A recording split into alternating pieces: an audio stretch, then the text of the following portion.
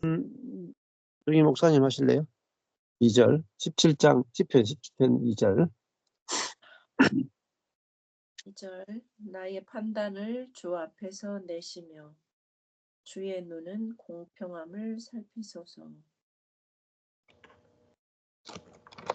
첫 번째 저기에서는 이거는 내시며 그것을 주 앞에서. 근데 여기 내시며가 빨간색이어서요. 나의 예. 판단 저거를 주님이 내신다고 써 있어서 깜짝 놀랐어요. 네. 주님이 내시네요.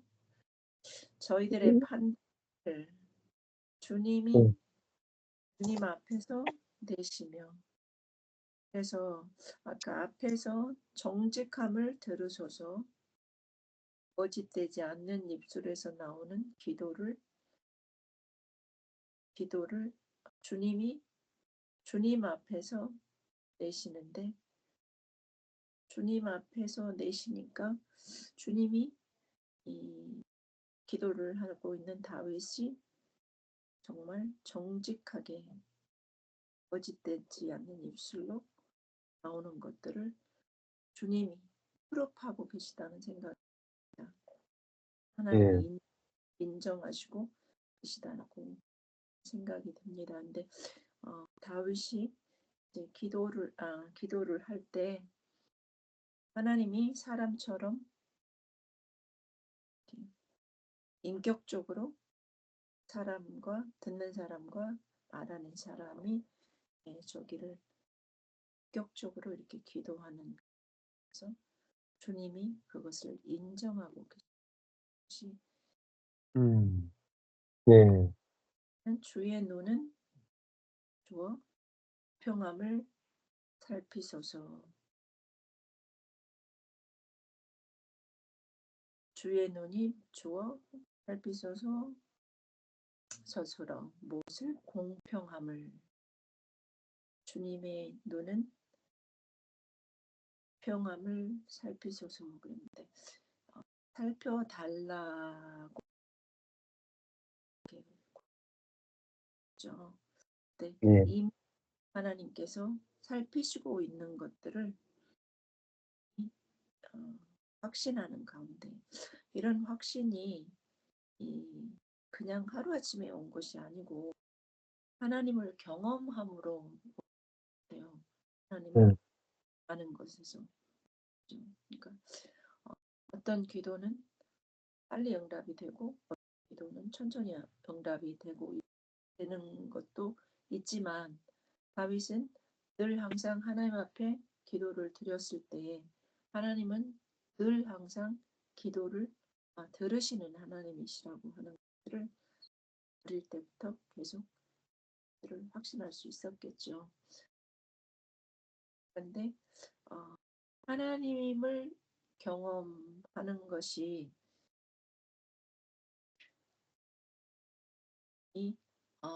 내가 잘할 때도 아니면 내가 실수할 때도 늘 항상 그것이 이 답이 하나님 앞에서 오는 답은 그런 것 같아요. 내가 원하는 것이기도 할 때도 있지만 내가 원하지 않는 것으로 기도의 응답이 온다 해도 하나님은 그것에 대한 그 답을 늘 주시죠. 그래서 주의 눈은 공평함을 평함으로 이렇게 말할 수도 있을 것 같아요. 살펴주시라고 이렇게 것 같습니다. 그리고 주의 눈은 언제나 평함으로 살피고 계시다고 하시는 것들을 확신하면서 보았는데,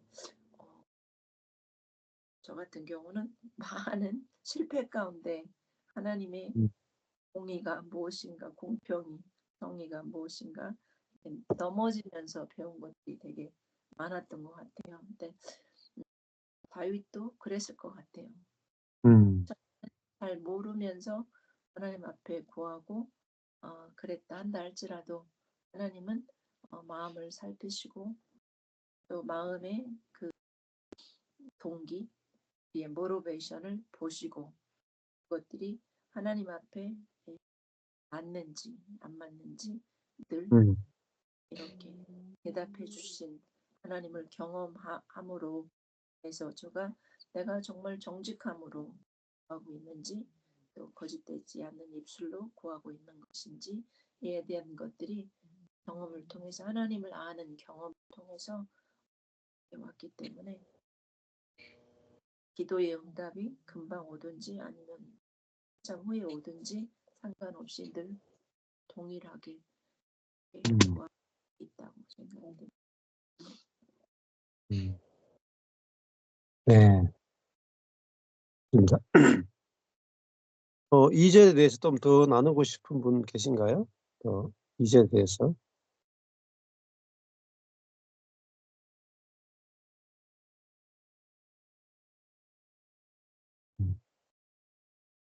이제 우리 신약에 와서는 아까도 목사님 말씀하셨는데 내가 생각하는 것과 하나님의 말씀과 어게인스트 할 때 동의되지 않을 때 우리 괴롭잖아요. 예. 이제 하나님의 이제 지금은 이제 옛날에 이제 제가 생각하는 것이 맞잖아요. 막 이렇게 우리가 기도하는데 하나님의 말씀은 언제나 진리다라고 하는 하나님은 신실하시니까 하나님의 말씀은 언제나 옳다. 그러니까 평함, 내 판단 이것들이 주님 앞에 드러났을 때 내가 하는 것이 맞는 것이 아니라 하나님께서 말씀하시는 것이 맞다고 하는 그 경험들, 하나님을 아는 경험들.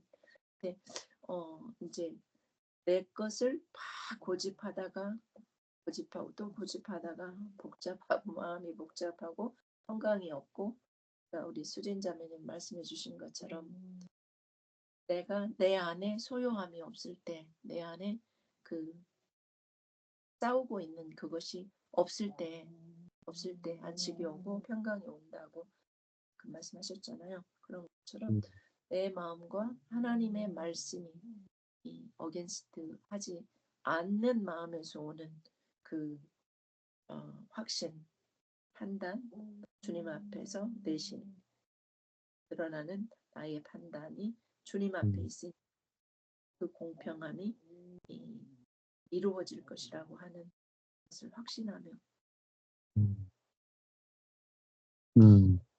예. 일단 2절 자체가 해석이 좀 쉽지 않죠. 약간 그게 나의 판단을 주 앞에서 내시며 이게 정확하게 무슨 뜻인 것 같아요. 나의 판단을 주 앞에서 내시며. 다윗이 자기가 정직하다고 말하면서 하나님께 나갔잖아요. 예. 자기가 정직하다라고 스스로 판단한 것을 하나님 판단해 달라는 거 아닌가요? 내가 나 스스로 정직하게 생각하는데 그것에 대한 하나님의 판단이 중요하다는 건 자기는 그렇게 자기를 정직하고 거짓되지 않다고 생각하는데 이 판단이 이 생각이 이 기준이 하나님 정말 맞습니까? 판단해 주세요. 그렇죠. 예.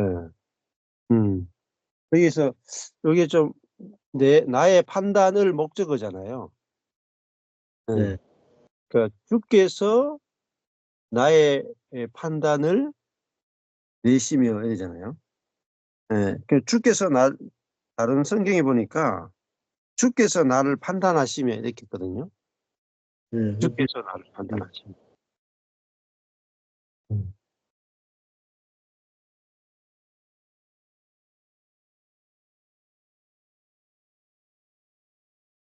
주께서 나를 판단하시며 주의 눈으로 공평함을 살피소서.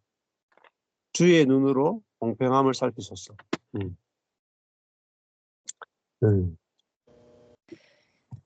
그 영어로 한번 봐봤어요. 그 2절이 어려워가지고요. 예.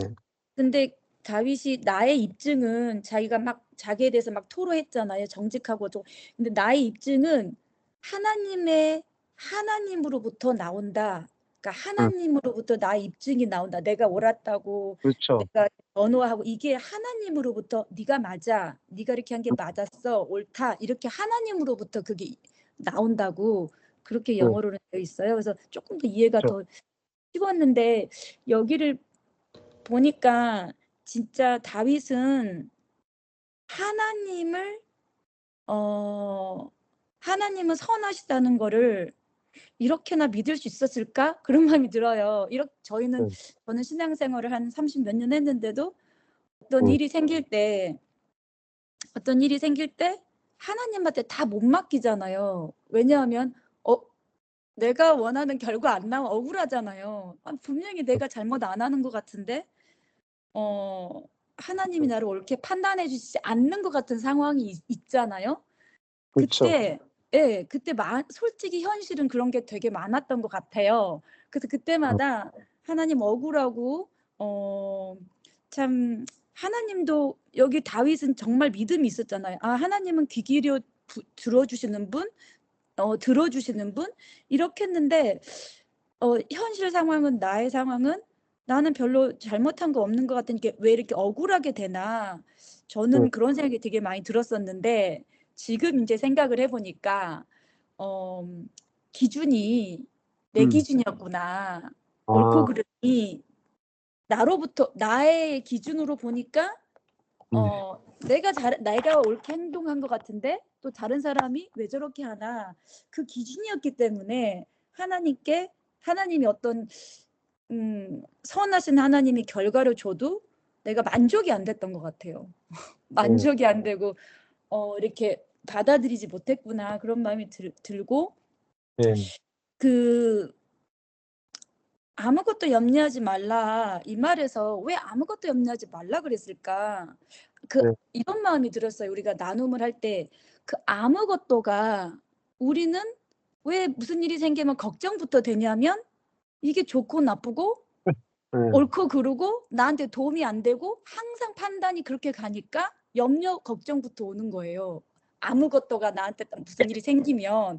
근데 하나님은 아무것도 염려하지 말라고 하는 게 하나님 보실 때는 선악으로 보시지 않고 하나님 눈에는 항상 나한테 좋은 걸 주실 줄 알기 때문에 염려하지 말라 그랬구나. 그러니까 하나님 한 분만 선하시다고 하는 그 신뢰가 신뢰에서 나오는 다윗의 말이 아니었을까. 이런 믿음이 어떻게 구약 시대인 이 다윗한테 있었나. 이렇게 신뢰를 했을까. 그런 마음이 저는 들었습니다. 네, 맞습니다. 여기 보면은 이제 정확하게 영어로는 이렇게 돼 있어요. may my vindication come from you. 이렇게 있거든요. 나의 변호는 나의 재판은 이게 이제 히브리어로는 미시파트거든요. 미시파트. 이거는 재판 혹은 통치를 말해요. 나에 대한 판단은 당신으로부터 오게 하소서. 그거거든요. 예. 그러니까 나를 판단하실 일은 주님이십니다라는 뜻입니다. 그러니까 지금 자기가 그 원수들로부터 판단을 받았죠. 재판을 받아서 엄부에 빠진 상태잖아요. 근데 다른 사람들이 나를 어떻게 재판하느냐가 중요하지 않습니다. 예? 나를 판단하실 일은 나의 재판은 당신으로부터 옵니다. 그러면 당신이 진짜 재판관입니다. 당신이 진짜 우주의 최고 권위자이십니다. 그러니까 당신의 판단에 모든 것이 달려 있습니다. 그 뜻이거든요. 나를 판단하실 일은 주님이십니다. 이 뜻이죠. 그러니까 사람의 판단에 대해서 전혀 개의치 않게 되는 거죠. 이제 우리가 이제 사람이 언제 상처를 받고 언제 침륜에 빠져요? 사람들이 나를 어떻게 생각하는가. 그게 사실 굉장히 공포스럽죠. 굉장히 힘든 거죠. 사람들이 나를 어떻게 생각하는가. 근데 나의 판단을 주 앞에서 내시며, 그러니까 주님이 주님이 나를 판단하신다. 이게 사도 바울이 그런 말이에요. 나도 나를 판단치 않는다. 나는 다른 사람이 나를 어떻게 생각하는지가 중요하지 않고 내가 나를 어떻게 생각하는지도 중요하지 않고 나를 판단하실 분은 주님뿐이시다. 이게 사도 바울의 고백이거든요. 굉장히 중요한 겁니다. 그러니까 근데 다윗도 마찬가지. 지금 여기서 2절에서 나의 판단을 주 앞에서 내시면 당신만이 나를 판단할 수 있습니다. 그러니까 하나님 앞에서는 하나님은 나를 어떻게 판단하세요? 네. 아주 정확하게 판단하시고 하나님은 나를 재판하고 판단하시는데 나를 살리는 판단을 하실 분이죠. 긍휼과 은혜로 나를 대접하시는 분이잖아요. 그러니까 하나님의 판단 앞에 가면 살아나요. 살아나. 사람의 판단, 사실은 사람의 법정이 제일 무서운 겁니다. 피도 눈물도 없어. 그리고 자기중심적이다. 그렇죠? 예. 이게 뭐 하나님은 안 무서운데 성도들이 무섭잖아요, 목사들. 맞죠? 그죠? 하나님은 자비와 긍휼과 은혜가 많으신데 성도들은 피눈물이 없는 경우가 많아요. 그래서 지금 다윗이 하는 말이 나의 판단을 주 앞에서 내시며 그 말은 주님이 나를 판단하소서. 주님이 나를 재판하소서. 그렇잖아요. 이번에도 그 윤석열 대통령이 그 헌재 앞에서 판단을 받으려고 하니까 헌재 그 재판관 3명이 약간 진보 경향이 있어. 그래가지고 지금 그 재판관 흔들기를 한단 말입니다. 그러니까 저 재판관한테 내가 판단 받으면 내가 아마 탄핵이 될 것 같아가지고 지금 중리 많이 한단 말이에요. 그러니까 그 재판관이 이 어떤 성격을 가지냐에 따라서 자기 운명이 결정된단 말입니다. 마찬가지예요. 우리도 사람의 판단을 받을 거냐 하나님의 판단을 받을 거냐에 따라서 우리 운명이 갈라진다. 사람은 다른 사람이 판단하는 눈으로 자기를 판단하고 자기의 눈으로 자기를 판단하죠. 또 자기의 눈으로 남을 판단하잖아요. 그럼 죽는 거죠. 남의 판단도 율법적이고 내가 나를 판단하는 것도 율법이고 내가 너를 판단하는 것도 율법입니다. 근데 하나님의 판단 앞에 가야 그분의 판단은 우리를 불쌍히 여기고 우리를 긍휼히 여기고 우리에게 은혜를 베푸신단 말입니다. 그래서 다윗은 사람한테 가지 않는단 말이에요. 사람한테. 하나님께 달려간다. 왜? 그분은 시은좌, 은혜의 보좌에서 다스리기 때문에. 그 사람의 연약함을 아신다.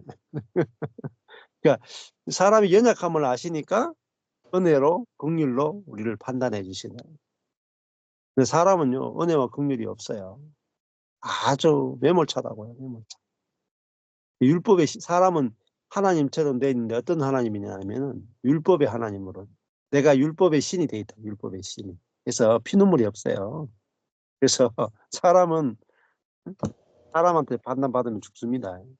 그래서 다윗이 자기가 인구조사를 한 다음에 니한테 어떤 벌을 줄까 했을 때 다윗이 내가 하나님의 손에 나를 맡기기 원합니다. 그러잖아요. 왜냐하면 하나님은 때리다가 아가 막 아야 그러면은 아이고 못 때리겠다 하고 회초리를 내려놓기 때문에 다윗은 하나님을 너무 잘 알았거든. 하나님을 너무너무 잘 아니까 자기가 어떤 문제가 생겨도 하나님의 긍휼의 손에 내 인생을 맡깁니다 하고 딱 맡기는 거예요. 그래서 여기 2절에 나의 판단을 주 앞에서 내시며 이렇게 말해요. 네, 그게 전반절입니다. 네, 또 하반절은 무슨 뜻인 것 같아요? 하반절은 일단은 그 본문의 의미가 먼저 명확해지는 게 중요한 거죠. 예. 음. 음.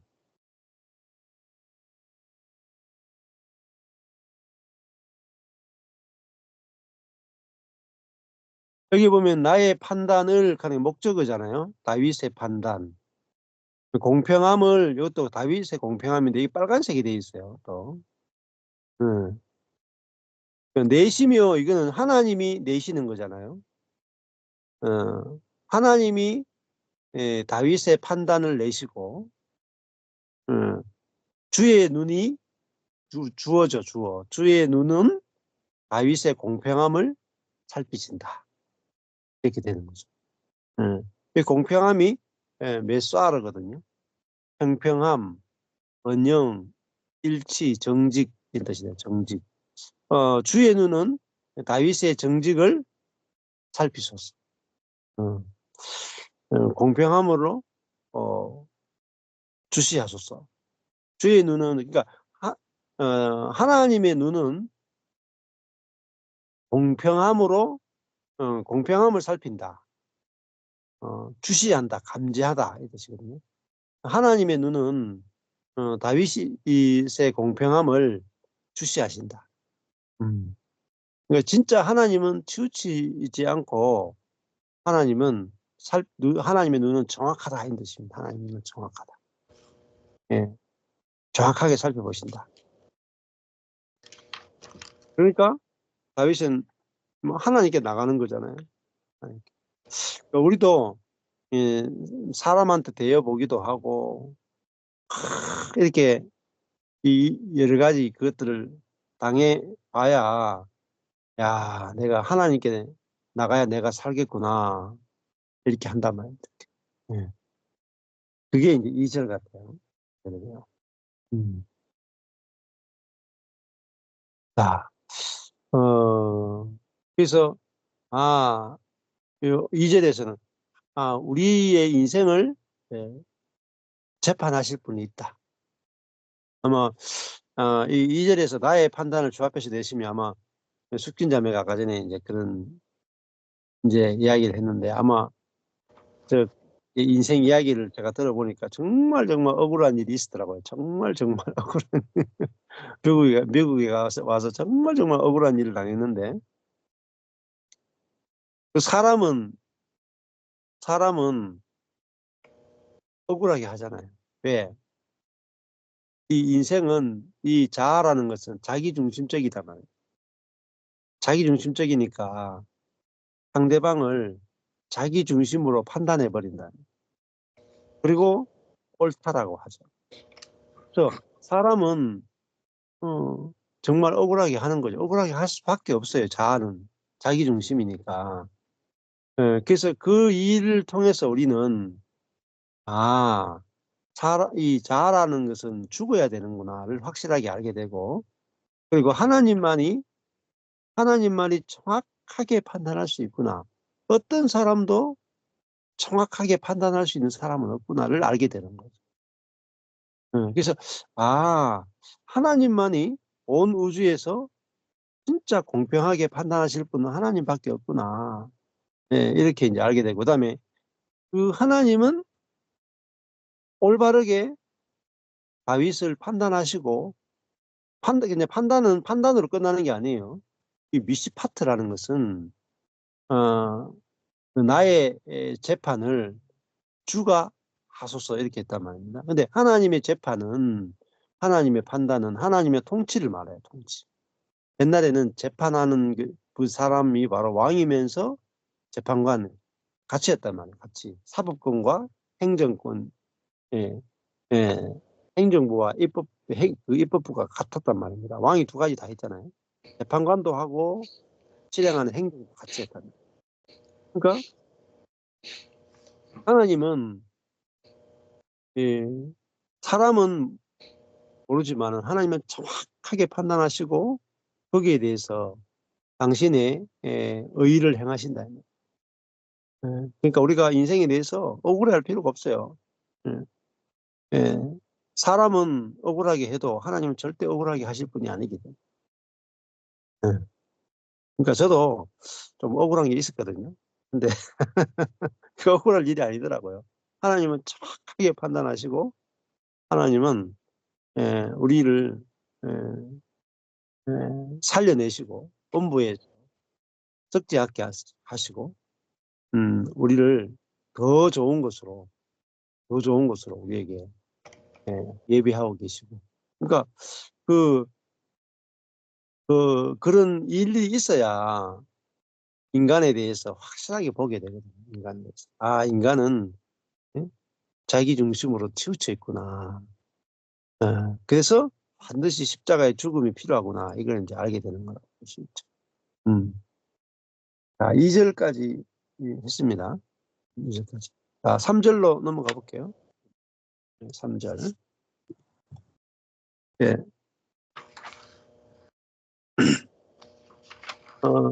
3절은 우리 김순남 목사가 한번 3절 하면 좋겠네요.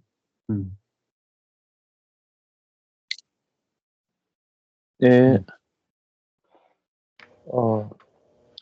주께서 주어 시험하시고 스스로 무엇을 내 마음을 시험하시고 목적어 주께서 또 권고하시며 그런데 무엇을 목적어는 나를 권고하시며 예. 주께서 내 마음을 시험하시고 주께서 권고하시며 나를 권고하시는데 밤에 나를 권고하시며 주께서 또 감찰하셨으나 목적어는 나를 주께서 나를 감찰하셨으나 주께서 찾지 못하셨으니 목적어는 흠을 찾지 못하셨으니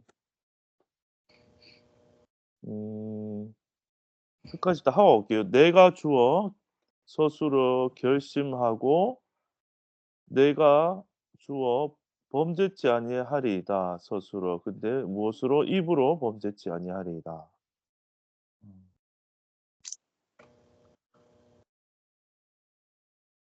그러니까 밑에는 내가 결심하고 입으로 범죄치 아니하리이다라는 다윗의 결심 고백 같은 것 같은데요. 이유가 위에서 좀 나온 것 같아요. 주께서 일단 내 마음을 시험하시고 또 주께서 밤에 나를 권고하셨다 했는데 밤이 참 그 힘든 순간을 밤으로 표현한 것 같아요. 그래서 낮에는 좀 덜 힘든데 밤에 이제 더 우리가 생각이 깊어지고 남들 다 세상에 고요하게 잠들어 있는데 생각을 많이 하게 되잖아요. 근데 밤에 이 억울한 일들이 더 생각나고 눈물 나는 시간인데 그때 주님께서 나를 권고하셨다. 돌보셨고 또 주님께서 나를 감찰하셨고 그래 감찰하셨으나 근데 결국 주님께서 못 찾지 못하셨는데 흠을 찾지 못하셨다. 음 그러니까 이 흠을 찾지 못하셨다는 말은 뭐 이제 다윗이 뭐 완벽하다 그런 의미보다는 그냥 하나님 앞에서 있는 모습 그대로 하다라는 것을 어 말하는 것 같아요. 네. 그렇기 때문에 내가 결심하고 입으로 범죄치 아니하리라. 어 입으로 범죄한다는 거는 마음에 있는 게 입으로 나오면은 이게 확정이 되는 거잖아요. 그래서 억울함이 마음속에 있는데 눈물이 있는데 이제 그게 만약에 내가 마음에 있는 게 소리를 내 가지고 욕을 한다든지 뭐 억울하다고 얘기한다든지 하면 그게 범죄 같아요. 사단이 우리 마음에 어 여러 가지 상황 가운데 이제 억울함이나 분노나 또 정죄나 이런 것들을 이제 일으킬 수 있는데 그걸 우리 입술에 담는 순간에 그 뭔가 이렇게 그 사단이 날 유혹하는데 이제 내가 입술을 말하는 순간에 그게 이제 하나 되는 것 같아요, 예 말할 때. 그래서 어쨌든 그런 것 같아요. 그러니까 그 내 눈앞에 있는 현실과 적들은 나를 힘들게 하는 그 현실이 내 마음을 힘들게 하지만 그것을 바라보기보다는 나는 내 마음을 시험하고 나를 권고하시고 감찰하시는 하나님을 다시 더 바라보기 때문에 음 내가 그 상대에 대한 내 자아의 생각이나 그것을 입으로 담지 않고 그 범죄치 아니하고 끝까지 주를 바라보겠다는 그게 결심인 것 같아요, 내가 결심하고. 음. 네. 이 정도 하겠습니다. 네. 아 여기 보면은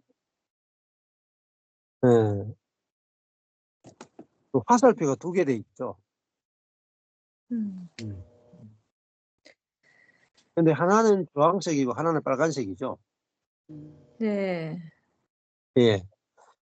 자, 여기 보면은 어 주께서 내 마음을 시험하시고 첫 번째가 주님이 주께서 주어 내 마음을 목적어 시험하시고 스스로. 주께서 시험하시고 그다음에 나를 목적어죠. 권고하시며가 스스로죠. 자, 첫 번째 권고하시며가 파카드예요. 파카드. 히브리어로 파카드가 감독하다. 그죠? 감독하다. 감독하시며. 그다음에 나를 세 번째 감찰하셨으나가 차라프거든요. 차라프는 감찰하다라는 뜻도 있지만은 정련하다, 주조하다, 녹이다 뜻입니다. 정련하다, 주조하다, 녹이다.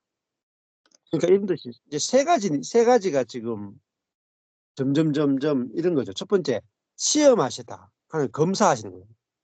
주께서 내 마음을 검사하시고 밤의 나를 감독 방문하시고 세 번째 나를 정련하셨으나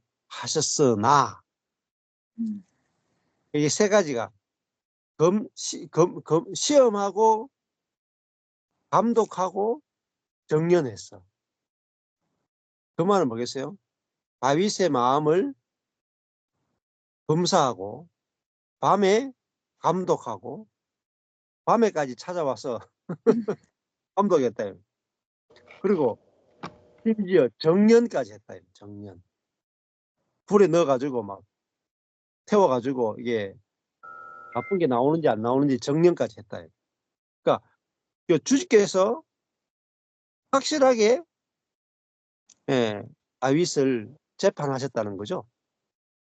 예, 확실히 감독하셨다는 거죠. 그런데 어떻게 됐어요?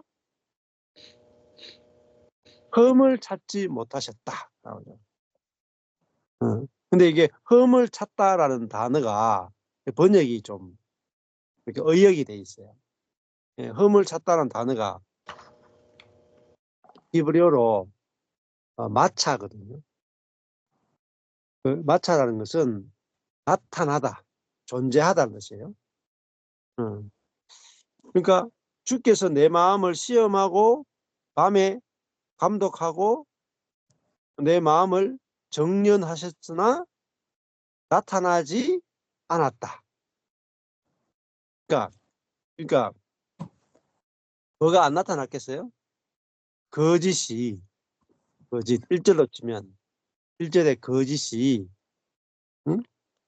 이게 흠이 결국은 거짓이겠죠. 거짓이 나타나지 않았다. 이렇게 보시죠.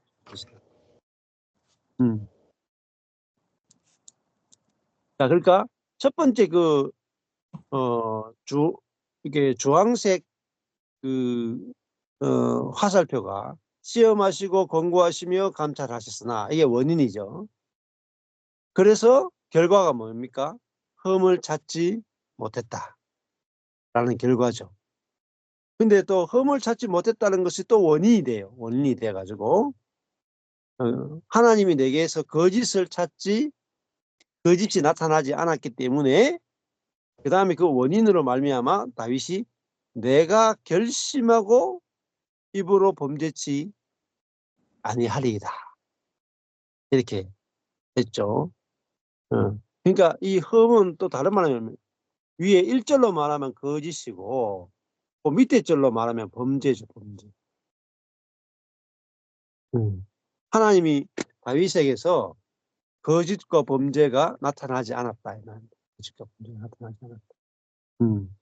그래서 근데 내가 결심하고 하는 것은 내가 생각하고 계획하고 입으로 범죄하다는 말이 이게 이제 그 히브리어로 아바르거든요. 건너가다. 내가 결심하고 입으로 건너가지 아니하리이다. 이 뜻입니다. 경계를 벗어나지 않는다 이 말입니다. 자, 그렇게 이제 보면은 3절이 정확하게 해석이 될 것 같아요. 그러니까 하나님이 뭐 우리의 깊은 부분까지 다 아시고 사람의 깊은 부분까지 심지어 정년까지 해서 주소까지 해서 그 드러내잖아요. 다 드러내잖아요. 자, 그러나 다윗에게서 거짓이나 범죄가 나타나지 않았다. 그러니까 다윗은 여기서 다윗이 겪는 고난이 어떤 거겠어요? 다윗이 겪는 고난은 자기 죄 때문에 겪는 고난이 아니죠. 그죠? 네. 그러니까 이거는 정말 애매히 고난받는 거죠. 애매히. 다윗에게서 흠이 나타나지 않았다. 그러니까 이게 이제 그 예수님의 고난과 같은 거죠. 죄가 없는데 죄가 없는데 받는 거죠.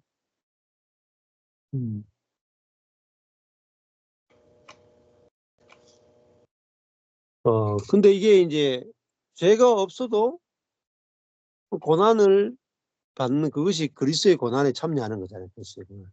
그러니까 우리가 죄가 있어서 받는 고난도 하나님께서 물론 유익하게 쓰시겠지만은 내가 내 죄 때문에 받는 고난이 있고 죄가 없는데 받는 고난이 있죠. 그럼 우리가 그리스도의 고난에 참여한다는 것은 죄가 없는데 고난 받는 거잖아요. 이게 그리스도의 고난에 참여하는 거죠. 그 애매히 고난 받는다 이런 뜻을 쓰거든요. 근데 우리가 당연히 이 땅에서 고난을 받을 수밖에 없습니다. 이걸 알면은 좀 쉬워지죠. 왜냐면은 그 사람 자체가 우리 자아라는 자체가 철저하게 부패했기 때문에 그 말은 우리가 그 특히 이제 사람이 철저하게 타락하고 부패했다는 것은 인간의 생각이 치우쳐 있다는 말입니다. 치우쳐 있다. 기울어져 있다. 그래서 우리가 특히 또 자기의 판단을 절대적으로 기울어져 있음에도 불구하고 자기의 판단을 절대적으로 신뢰합니다. 이게 인간의 이제 문제거든요. 그러니까 기울어져 있는 상태에서 자기를 판단하니까 사람의 판단은 고난을 만들어낸다. 상대방에 대해서 자기 입장에서 보고 판단해버린단 말입니다. 그러니까 당연히 우리는 내가 죄가 있어도 고난을 받고 죄가 없어도 고난을 받게 돼 있어요. 또 내가 상대방한테도 상대방이 죄가 없어도 내가 고난을 주게 돼 있어요. 왜? 내 입장에서 판단해버린다 이 말이에요.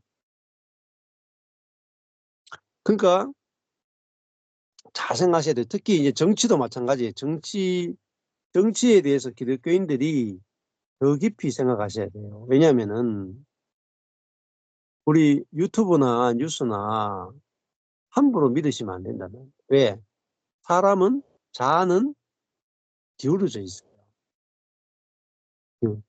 부패해 있단 말입니다. 그러니까 거듭나지 않은 사람, 거듭나도 부패의 영향을 받잖아요. 근데 거듭나지 않은 사람들이 만들어내는 많은 뉴스나 가십이 이게 기울어져 있단 말입니다. 그러니까 기울어져 있다고 해야 안 속아요. 그러니까 언론도 이쪽 언론이건 저쪽 언론이건 진보적인 언론이건 보수적인 언론이건 다 치우쳐 있단 말입니다. 다 치우쳐 있다. 그걸 죄인이라 그래요. 죄인. 다 치우쳐 있다. 그래야 그리스도인들이 안 속아요. 근데 그리스도인들이 막 이게 언론을 퍼나른단 말입니다. 저한테도 카톡이 얼마나 많이 오죠. 근데 다 제 주변에 있는 목사님들이 다 유튜브 퍼나르게 한다. 근데 그것이 왜 그러냐면 인간론이 안 돼 있어요. 인간론.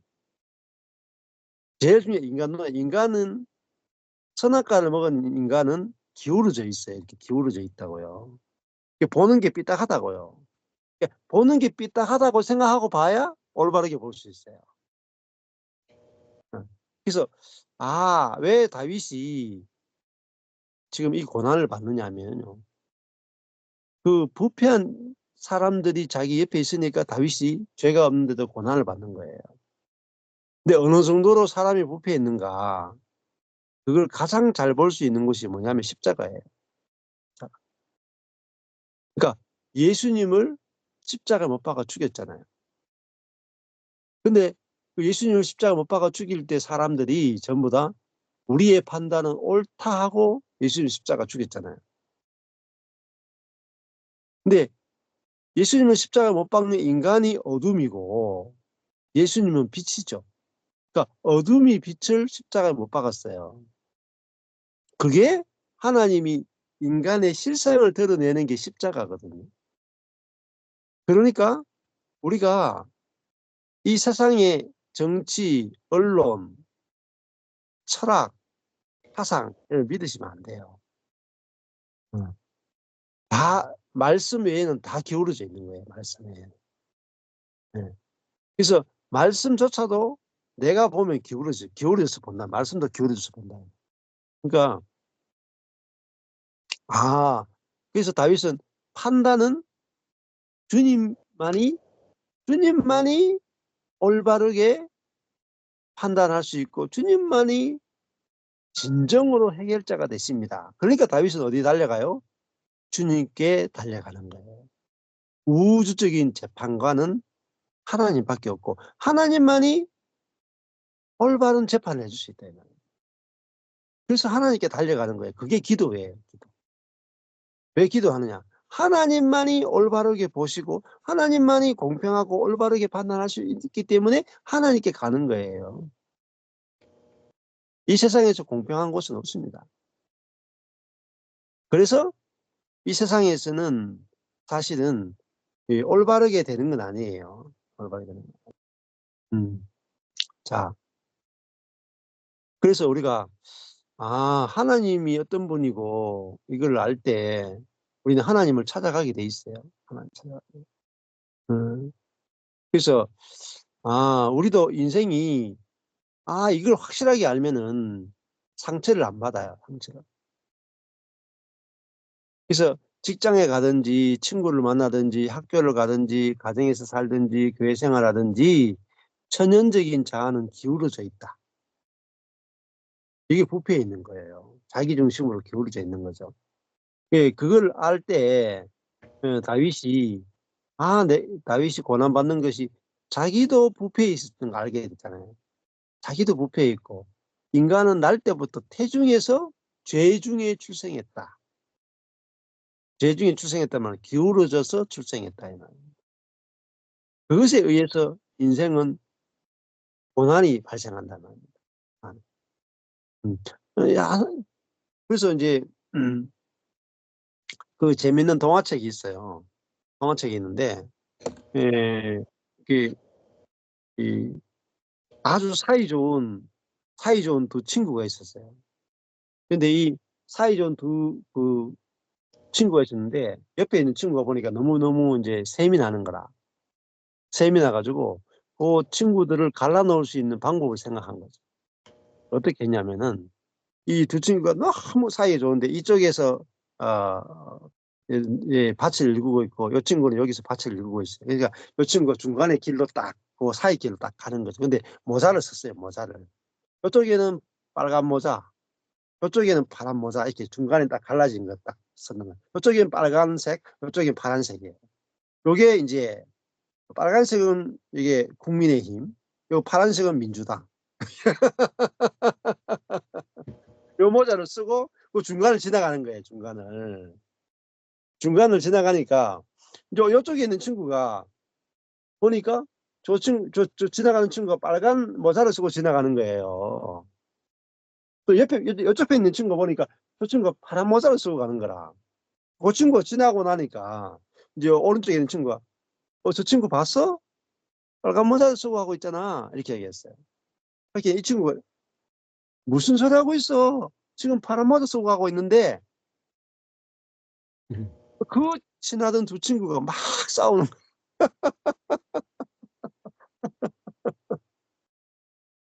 이 두 친구는 뭘 못 본 거예요? 나는 내 쪽에서 보는 것밖에 못 본다는 걸 못 본 거지. 저쪽 편에 내가 볼 수 없는 영역이 있다는 걸 전혀 의식을 못한 거지. 근데 재밌는 일이 있어요. 둘이 막 싸우고 있으니까 그 친구가 너무너무 이제 기분이 좋은 거다. 예. 막 식이 날 정도로 둘이 관계가 좋았는데 역시 내 뜻대로 됐어. 막 그랬다 말. 그러고 나서 이제 기분이 좋아가지고 반대편에서 이렇게 온 거예요. 중간 또 지나가는 거. 지나가니까 이 두 친구가 딱 보니까 이제 돌아오니까 이제 반대편이 보이는 거야. 반대편이. 그래가지고 그 딱 보는 순간 이 친구들이 야 우리가 속았네. 어? 나는 어? 저쪽 편이 안 보인다는 사실을 몰랐는데 저 친구가 이게 돌아가지고 모자가 반대로 내가 오니까 야 내가 빨간색 뒤에는 파란색이 있고 파란색 뒤에는 빨간색이 있구나 하는 것들을 즉시 보면서 두 친구가 다시 관계가 더 좋아진 거야. 그 동화책이 있어요. 어. 자 그러니까 우리가 성경을 통해서 우리가 알게 되는 건 뭐죠? 이 진보냐 보수냐 다 아니란 말입니다. 진보는 보수의 관점을 모르고 보수는 진보의 관점을 모르는 거예요. 근데 상대방의 관점에 대해서 알려고 하는 생각이 없죠. 상대방의 관점에 대해서 전혀 생각을 못하는 거예요. 예를 들면은 이런 겁니다. 예, 이번에 이제 미국 대통령도 마찬가지고 윤석열 대통령도 마찬가지인데 한쪽은 기독교에 좋은 점이 있어요. 이 대통령이 윤 대통령이건 뭐 이번에 된 대통령이건 다 한쪽은 기독교에 좋은 쪽이 있어요. 동성애 반대라든가 뭐 이런 여러 가지 자유민주주의라는. 근데 반대쪽으로 보면은 또 이민자를 추방한다거나 미국이 자기 국가 이기주의를 추구한다거나 관세 폭탄을 던진다거나 이런 것들은 굉장히 비기독교적이에요. 동성애에 찬성하는 쪽은 굉장히 기독교적이지만은 또 관세를 통해서 자기 미국의 이기주의를 하는 것을 굉장히 이민자 추방하는 이런 부분도 굉장히 비기독교적인 부분이거든요. 그러니까 두 가지 면이 같이 있는 거예요, 같이. 그러니까 우리가 한 가지 면만 보면 안 된다, 한 가지 면만. 그게 우리는 인간의 생각, 인간의 자아는 기울어져 있다는 걸 아셔야 돼요. 그래서 다윗이 지금 어디 갔습니까? 사람의 재판을 받는 게 아니고 하나님의 재판 앞에 갔죠. 그러니까 하나님만이 올바른 재판을 할 수 있다. 이게 중요한 거예요. 그러니까 우리 성경을 가지고 성경의 어느 율법적인 규정을 가지고 자꾸 정치에 대거나 또 과정에서 또 교회에서 헌법을 가지고 재판하시면 안 돼요. 아예 성경 가지고 재판하면 안 되고 재판권 자체를 하나님께 맡겨야 돼요. 하나님께. 이게 중요한 거예요. 하나님을 정말로 재판관으로 인정하느냐. 이게 지금 10회, 17편이 계속해서 우리에게 이제 이야기해 주는 거죠. 그래서 나의 판단은 나의 판단만 아니죠. 국가에 대한 판단을 주 앞에서 내시며, 국가를 판단하는 분도 주님이세요. 윤석열 대통령을 판단할 분도 주님이시고, 뭐 클린턴이건 누구건 뭐 나건 너건 민주당이건 국민의힘이건 판단하실 분은 주님이세요. 예, 우리가 판단하면 안 돼요. 주님께 다 판단을 맡겨야 돼요. 그러니까 주님만이 공평하게 판단하지 우리는 공평하게 판단 못해요. 아주 이게 베이스입니다. 주의 눈은 공평함을 살피소서. 그 다음에 뭐죠? 주께서 내 마음을 시험하시고, 이거 뭐죠? 주께서 국가를 시험하시고, 주께서 밤에 국가를 판단하시며 권고하시며, 주께서 정치인을 감찰하시며, 주께서 다 하셔야 돼요. 우리가 하면 안 돼요. 우리가. 하나님이 온 우주의 진정한 대통령이시고 왕이시고 재판관이시란 말입니다. 근데 우리가 성경을 가지고 성경을 우리가 안다고 해서 우리가 성경을 가지고 우리가 재판장의 자리에 서면 안 된다. 성경을 아는 것은 내가 재판장의 자리에서 내려오는 게 성경을 아는 거예요. 이게 너무너무 중요한 겁니다. 우리가 재판장의 자리에서 피고석에 앉는 것, 그게 성경을 아는 거예요. 근데 사람들은 성경을 가지고 남을 재판해버린단 말이에요. 그게 누구냐면은 바리새인 서기관 제사장이에요. 그들 성경을 가지고 예수를 재판했죠. 성경을 가지고 그들이 예수님을 죽일 때는 성경을 가지고 죽였어요. 다른 것 가지고 예수 죽인 게 아니에요. 말씀으로 예수를 죽였다 이 말입니다. 예수를 재판했다. 우리는 재판하는 자가 아니죠. 재판을 받는 입장이죠. 하나님 앞에서. 하나님만이 유일한 우주적인 재판관입니다. 우리는요, 하나님의 재판에 순종하는 자예요.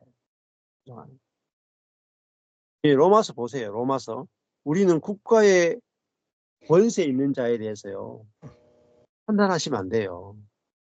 복종하라 그러죠. 복종. 권세자들에게 복종하라. 그죠? 네, 권세자들에게 복종하셔야 돼요.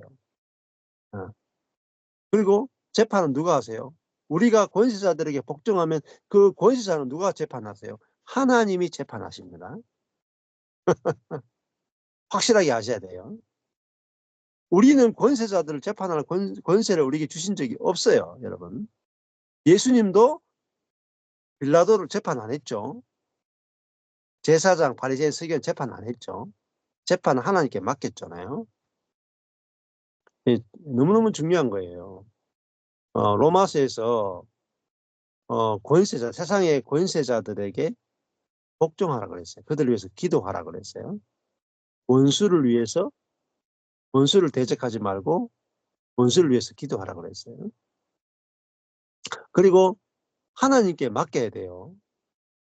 하나님 선하신 재판관이신 하나님께 맡기셔야 돼요. 하나님께서 모든 권세자들을 세우십니다.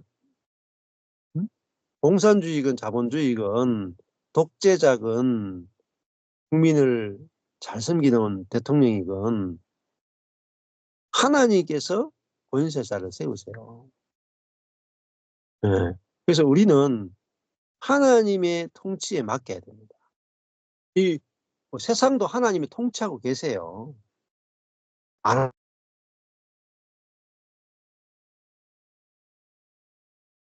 하나님이 통치하고 계신다. 하나님의 재판과 통치에 모든 것을 맡기게 되는 거예요. 그래야지 교회가 그리스도인이 마음에 안식을 얻게 되는 거죠. 자, 그렇잖아요. 여기 보면은 주께서 내 마음을 시험하시고 밤에 나를 권고하시며 나를 감찰하셨으나 흠을 찾지 못하셨다.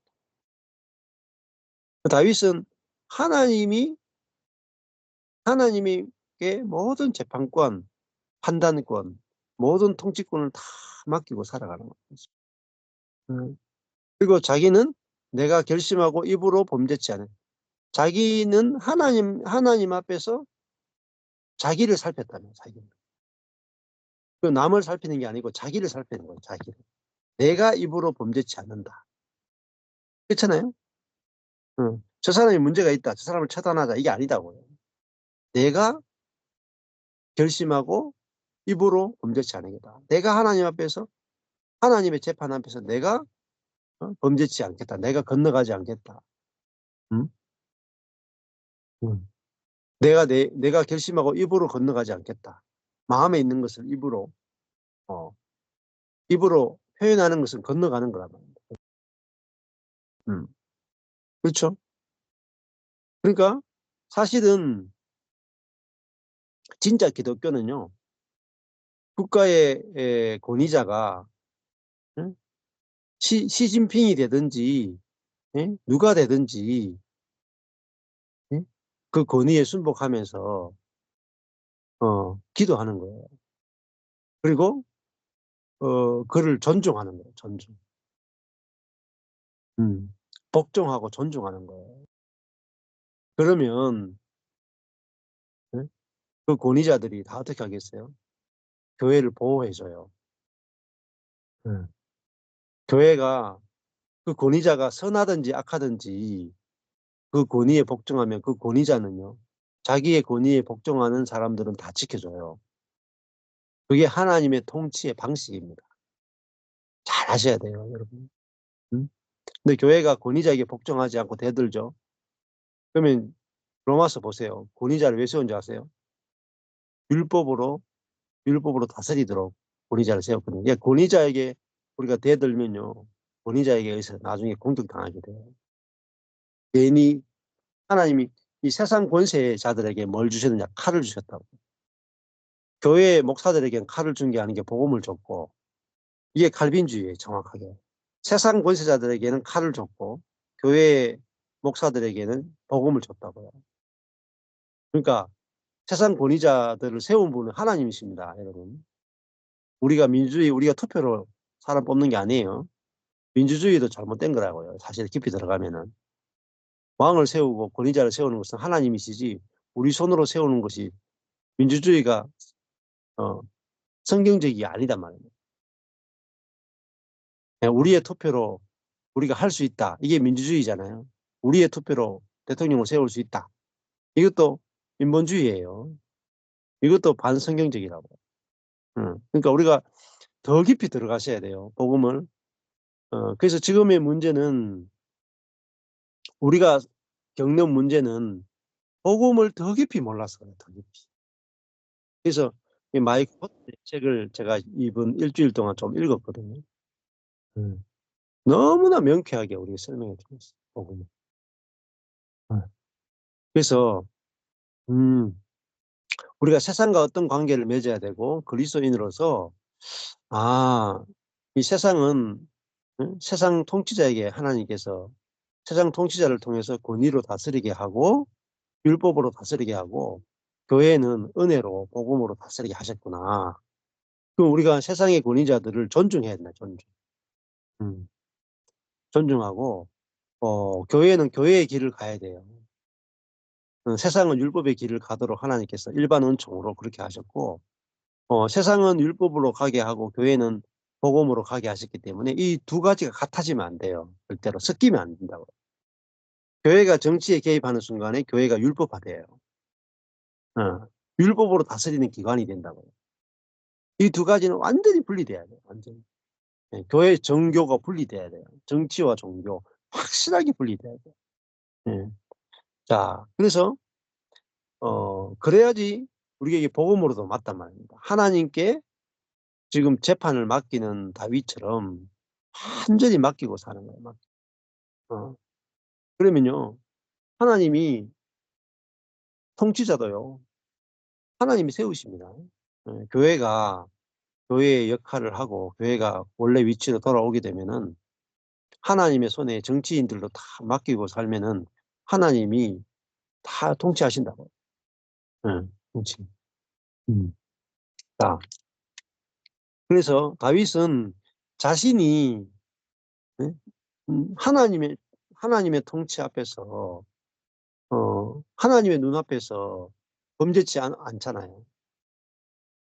그러니까 진짜 범죄치 않는 거죠. 근데 하나님을 의식하지 않고 내가 옳다라고 생각하고 자기 관점에서만 나는 하나님의 눈앞에서가 아니고 자기 관점에서 나는 죄를 짓지 않았다 이런 사람이 너무 많단 말이에요. 근데 다윗은 자기 관점에서 자기가 죄가 있는지 없는지를 보는 게 아니고 하나님의 재판 앞에서 자기를 내놨단 말입니다. 하나님의 재판 앞에서.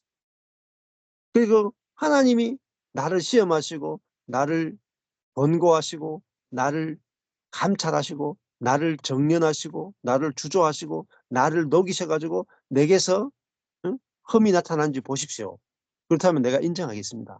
하고 하나님 앞에 탁 자기를 내놨다. 상대방의 죄를 보는 게 아니고 자기를 이렇게 내놨단 말이에요. 자기를 하나님 앞에 내놓고 자기가 범죄치 않겠다 하는 이 자세가 이제 정말 정직한 거 아니겠어요? 정직한 거. 자, 여기까지 3절까지 했습니다. 더 하면